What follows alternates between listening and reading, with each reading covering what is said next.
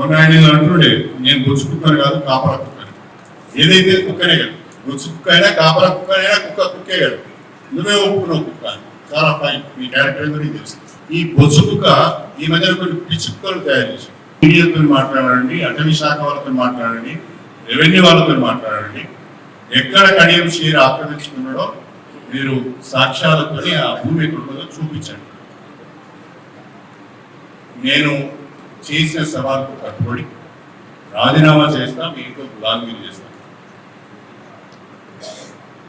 లేకపోతే అరే సన్యాసి విధవా నాయకులను గులాంగిరి చేయాలి. ఈ మధ్యన ఇంకో కొత్త కథ చేస్తున్నాడు. నేరుగా నాకు సమాధానం చెప్పలేక, నా సవాళ్ళను స్వీకరించలేక, మొన్న ఆయన అంటుండే నేను బొచ్చు కుక్కని కాదు కాపలా కుక్కని. ఏదైతే కుక్కనే కదా, బొచ్చు కుక్క అయినా కాపలా కుక్క అయినా కుక్కే కదా, నువ్వే ఒప్పుకున్నావు కుక్క అని. చాలా ఫైన్, మీ క్యారెక్టర్ గురించి తెలుసు. ఈ బొచ్చు కుక్క ఈ మధ్యన కొన్ని పిచ్చి కుక్కలు తయారు